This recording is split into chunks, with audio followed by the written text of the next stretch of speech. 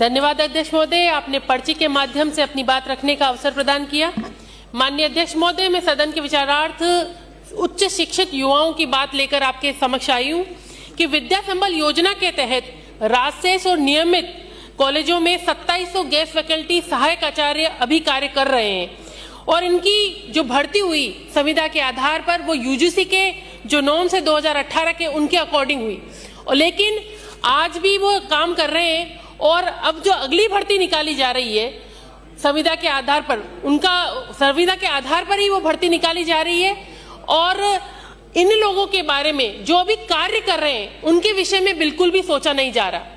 ये बहुत बड़ा विषय है कि उनके स्थायीकरण की ओर सरकार का ध्यान नहीं है। मैं ध्यान दिलाना चाहूंगी कि युवा की हितैषी ये सरकार उनके स्थायीकरण की प्रक्रिया को ध्यान में रखते हुए, जैसा एमपी और हरियाणा में हो रहा है कि उनको स्थायी किया जा रहा है, उनको रोजगार की गारंटी प्रदान की जा रही है, उनकी सेवा की सुनिश्चितता की जा रही है, उसी प्रकार राजस्थान में भी इन सहायक आचार्यों की भर्ती जो है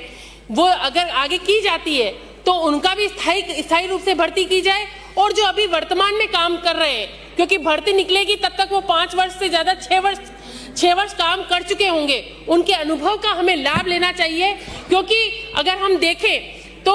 उन